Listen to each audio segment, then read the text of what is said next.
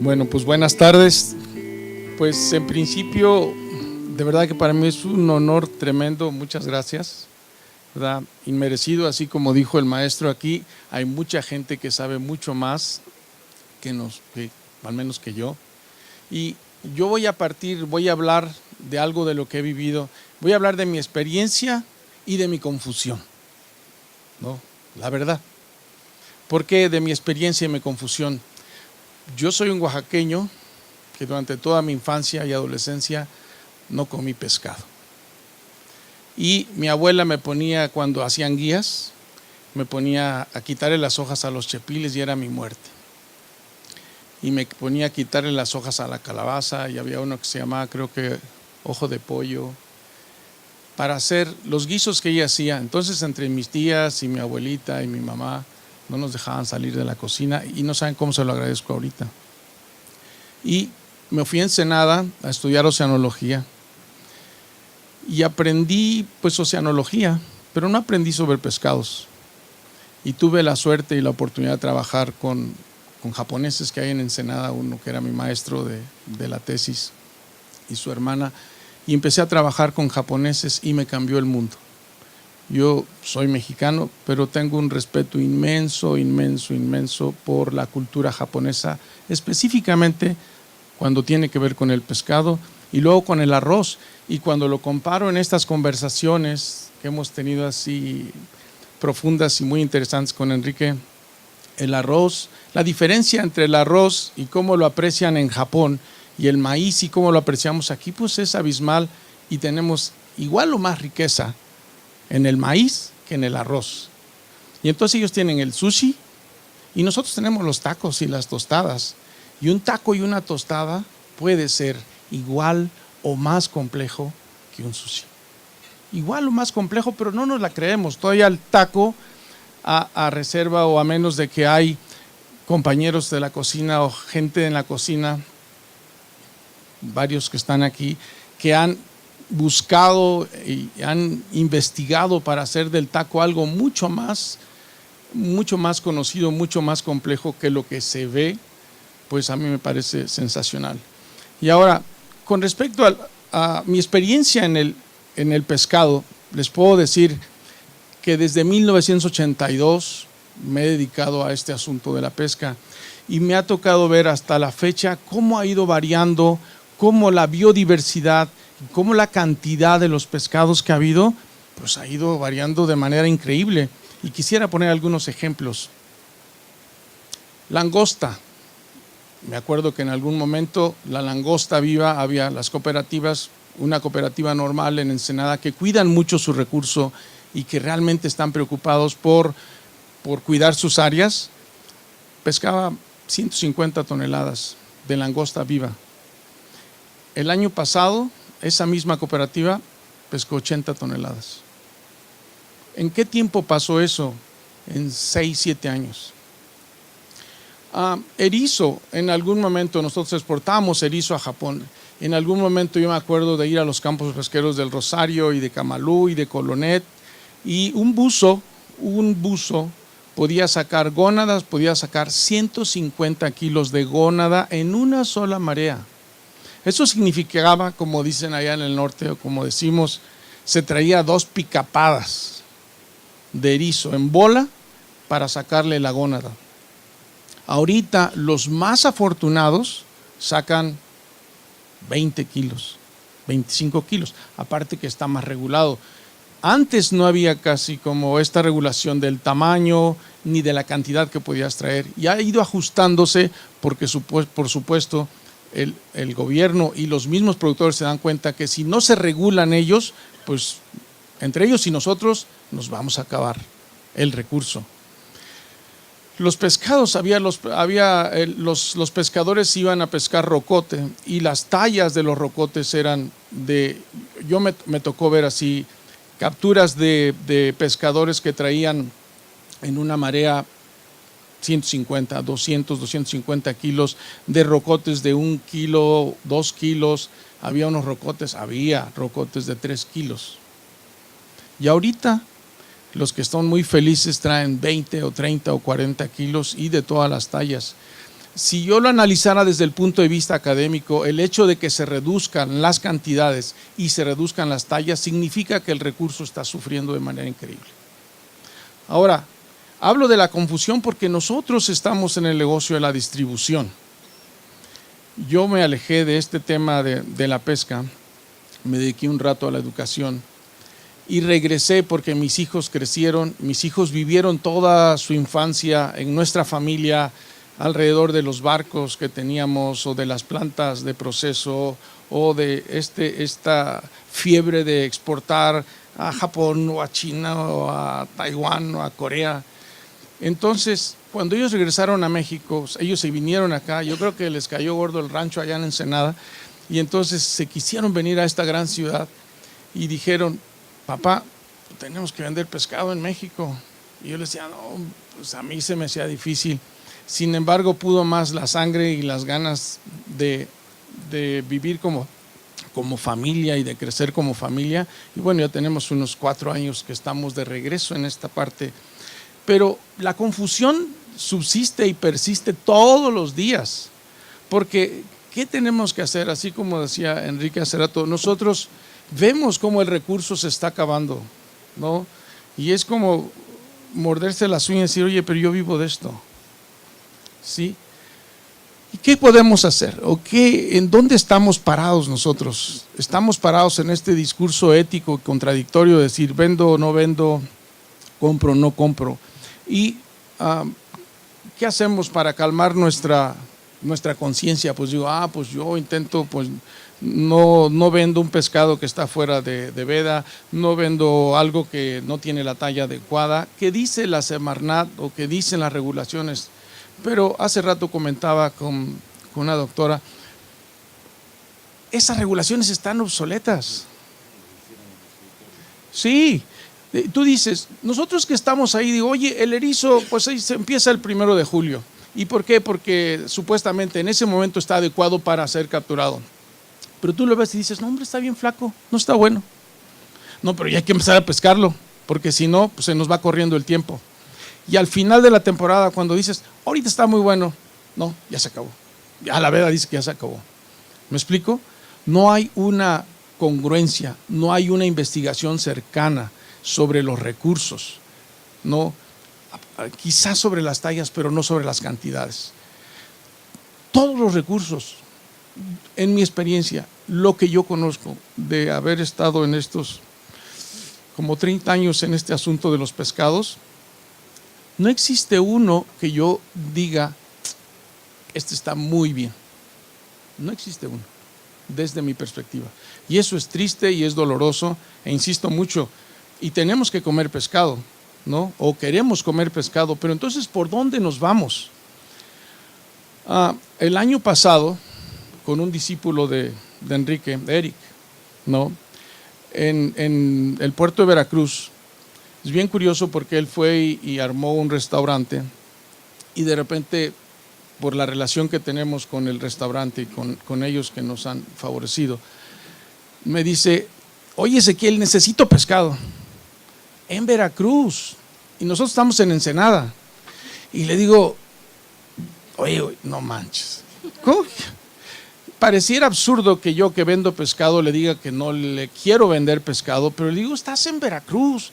Me dice, sí, pero ya buscamos y ya fui a tal lugar y fui a tal lugar y no tengo la calidad que requiero y que quiero ofrecer. Entonces me hizo el favor de invitarme y nos fuimos y estuvimos 15 días con los pescadores y nos fuimos a las pangas y encontramos gente que nos escuchó. Y entonces armamos un proyecto algo como de pesca sustentable, pero el proyecto era así de sencillo.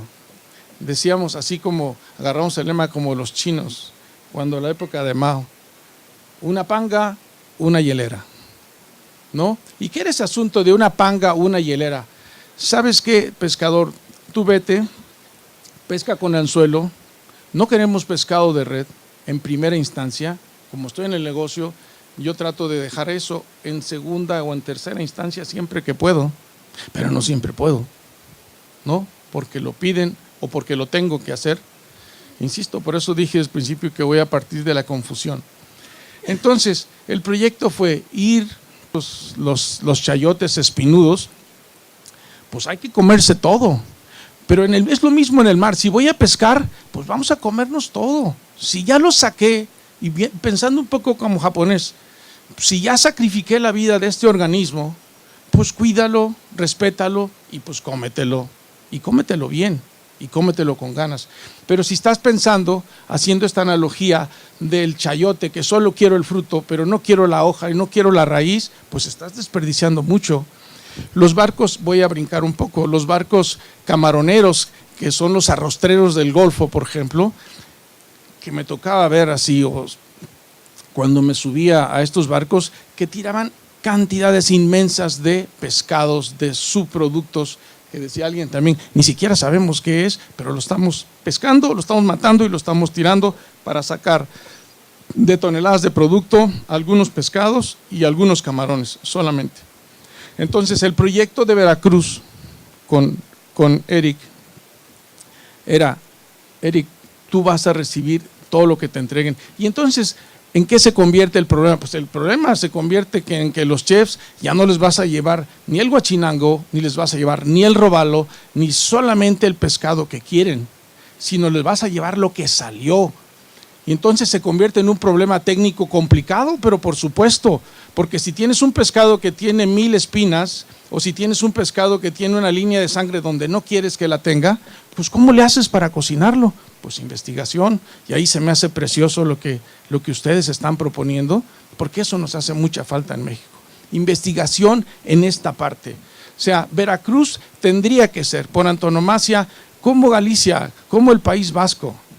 ¿Por qué? Porque hay tanto pescado y sin embargo se desperdicia tanto y se tira tanto porque no se cuida. Entonces, con este proyecto empezó con una panga y con un pescador, un capitán y su ayudante. Y ellos creyeron en eso y ahorita son como 4 o 5 pangas y antes era un solo restaurante en la ciudad de Veracruz, en el puerto de Veracruz, en Veracruz Puerto dicen ellos, y ahora resulta que son 6 o 7 restaurantes que están dispuestos a eso. La semana pasada estuvimos en Nayarit, que nos invitaron exactamente a eso. Y crean que es como picar piedra y picar piedra muy duro. ¿Por qué? Porque tienes que ir desde los pescadores, pero si el restaurante, si el chef no entiende o no quiere o no le interesa, porque es mucho más cómodo irse por el filete de algo que conoce muy bien, entonces ahí se corta todo. ¿Y a dónde quisiéramos llegar con esta parte?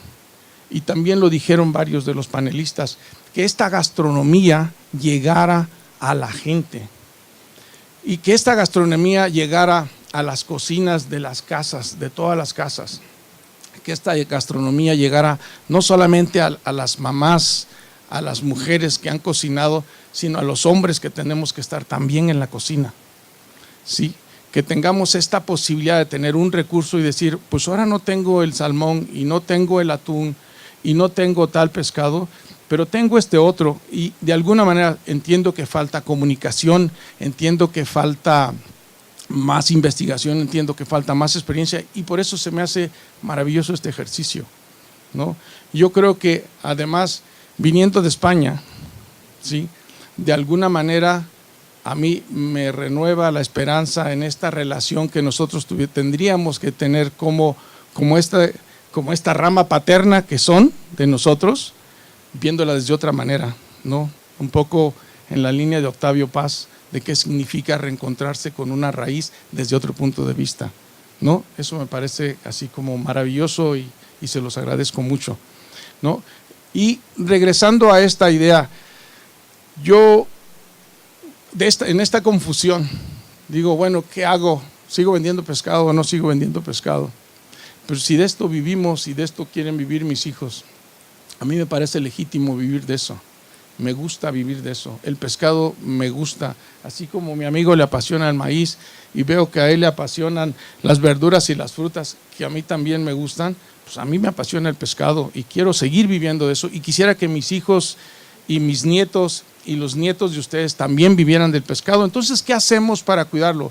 En principio tendríamos que cambiar de alguna manera esta forma predatoria de dejar comer solo la fruta y empezar a comer todo lo demás, ¿no? De dejar de pedir solo de un maíz y empezar a comer de todos los maíces y apreciarlos.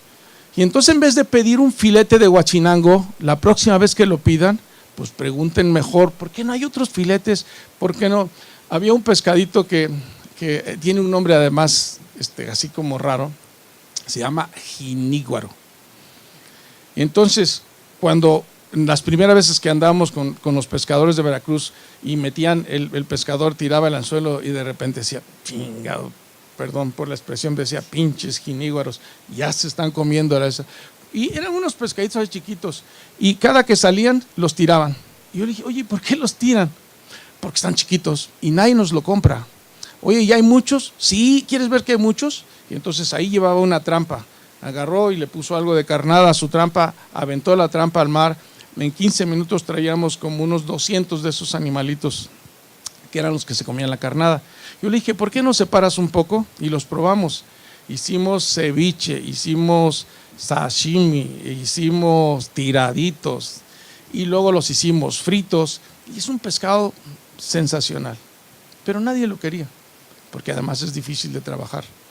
En el momento en que nosotros que esta analogía me encanta, nos comamos toda la rama del árbol del mar y nosotros vayamos y decir, a ver, ¿quién pesca esto? Y yo quiero, no me des de la fruta, dame de la raíz, dame de la hoja, dame del tallo, que son estas especies, seguramente que nuestra mar va a estar más sano. ¿Por qué? Porque nosotros vamos a hacer menos presión de esto. En el momento en que los restaurantes, los chefs, tengan esta actitud que tienen algunos restaurantes, decir, a ver, tráeme de lo que viene y vamos a hacer el ejercicio con esto, seguramente que vamos a crecer. Por otro lado está la parte que de repente me ha parecido así como, además como oceanólogo, esta parte de la acuacultura, pero también tenemos otro problema. O sea, con la acuacultura, que sí me parece una buena alternativa, tendríamos que cuidar nuestros peces o nuestras especies que comen. Porque puedes tener una acuacultura bastante razonable y decir, mira, si tú tienes como esta comunicación con el productor y con el que trabaja allí y sabes qué come y cómo lo tratan, pues entonces te sientes confiado. Porque si no, entonces te vuelves así como comedor de pollo de granja. ¿Sí? De los pollos de granja que nos comemos con hormonas y con antibióticos y con exceso de luz, eso también puede pasar en la acuacultura del pescado. Pero si nosotros como consumidores informados preguntamos y somos conscientes de cómo se produce, podríamos escoger dentro del abanico de las especies de acuacultura que compramos, cuáles podrían ser atractivas o menos dañinas para el medio ambiente y para la diversidad. ¿Sí? Entonces, es un tema de educación, es un tema de, si yo quisiera concluir para terminar esto, es si nosotros vamos a consumir, yo pediría que buscáramos consumir de más especies, ser más diversificados, no ser tan específicos en una sola especie, porque eso perjudica, de la misma manera que ellos han hablado, la biodiversidad. En primero, si vamos a consumir a peces de acuacultura, debemos informarnos cómo los están haciendo crecer.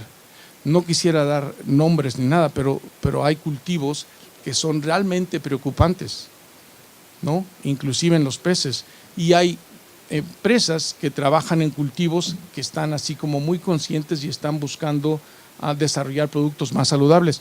Por supuesto, como ustedes lo han dicho en este panel, tendríamos que pagar el precio de repente. Tendríamos que buscar y decir, yo consumo pescado o no consumo pescado, cuánto consumo y cuántas veces. No, este es un tema que, insisto y concluyo con esto, este es un tema que yo pongo en la mesa que tiene más confusión que certeza. ¿Sí?